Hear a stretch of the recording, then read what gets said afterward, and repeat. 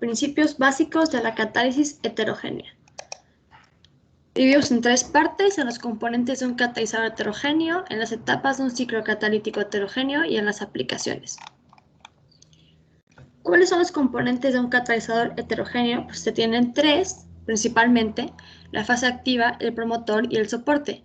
¿Qué es la fase activa? La fase activa es el componente que determina la actividad, o sea, es el catalizador en sí.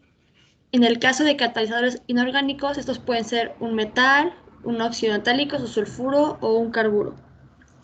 Y estos forman centros activos sobre la superficie del soporte que forman enlaces fuertes con los reactivos. Ahora, el promotor es un componente que modula la actividad de la fase activa, haciéndola mayor. Se tienen promotores texturales o estructurales y promotores electrónicos. Dentro de los promotores texturales se tiene, por ejemplo, el óxido de bario y magnesio, que facilitan y estabilizan la dispersión de la fase activa, o el óxido de lantano o óxido de cerio, que mejoran la estabilidad térmica. Y bueno, entonces los promotores electrónicos se tienen los que favorecen la fijación y la disociación de reactivos, como por ejemplo el óxido de potasio, que favorece el hidrógeno. Y como soporte, el soporte lo que va a hacer es facilitar la dispersión de la fase activa y los moduladores de actividad. Se debe tener una elevada área superficial, una distribución de poros adecuada y una buena estabilidad térmica. La lúmina es el soporte industrial más empleado. Y en las etapas de un ciclo catalítico heterogéneo se tienen 5. Para que la reacción entre el sistema gaseoso reactivo y el catalizador sólido tenga lugar, es necesario que se den las siguientes etapas, que se representan también en este diagrama. Aquí podemos ver el diagrama de energía que se de cada etapa. En la etapa número 1 se tiene el transporte de las moléculas de reactivos hasta la superficie del sólido. En la etapa número 2, la quimisorción de al menos una de las especies reactivas sobre la superficie. La 3, la reacción química entre los reactivos absorbidos o entre un reactivo. La 4, la desorción de los productos de la superficie. En la 5, el transporte de los productos desde la superficie del sólido. Un ejemplo de las etapas de un ciclo catalítico heterogéneo por reacciones sería la hidrogenación catalítica heterogénea del etileno por medio de un catalizador sólido, y se puede representar por medio de los siguientes pasos o reacciones, como se presentan aquí, que son 3.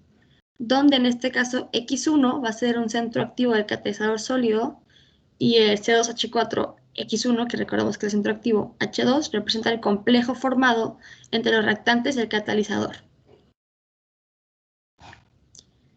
Y dentro de las aplicaciones, pues se tienen las aplicaciones para catalizadores con un metal como sitio activo, para catalizadores con base en óxidos metálicos y para catalizadores de sílice y alúmina. Y bueno, se presentándose cada una. Para metal como sitio activo, se tienen catalizadores de diferente naturaleza modificados con metales de transición, como el cobre, para favorecer la activación de oxidantes, generalmente radicales, que remueven contaminantes. Y esto es muy aplicado, por ejemplo, en el uso textil, con los diferentes tipos de colorantes, para que se puedan desechar de manera segura, sin que sean contaminantes. Y también tenemos el zinc, que es un catalizador muy común en la constitución de cicloalcanos, hidrocarburos saturados, empleados en la perfumería, en la industria petrolera y en otros. Respecto a los catalizadores con base en óxidos metálicos, tenemos el ejemplo de los óxidos de hierro, que se emplean como catalizador en la fabricación de plásticos, la mejora de carburantes y la producción de pilas de combustible, y también se utilizan en la transformación de contaminantes a productos menos dañinos al medio ambiente y, nuevamente, en la industria del petróleo. Y los catalizadores de sílice y alúmina. Estos materiales se encuentran entre los ácidos sólidos más comunes que se han comercializado ampliamente como catalizadores eficientes, como se mencionaba al principio. Y estos son respetuosos con el medio ambiente en las industrias petroquímica y de biorefinerías. Los catalizadores de alúmina son conocidos por su poder catalítico en la deshidratación de etanol a etileno, también como otra aplicación. Y como vemos, pues son muy empleados en la industria petroquímica, los tres tipos de catalizadores. Y eso sería todo.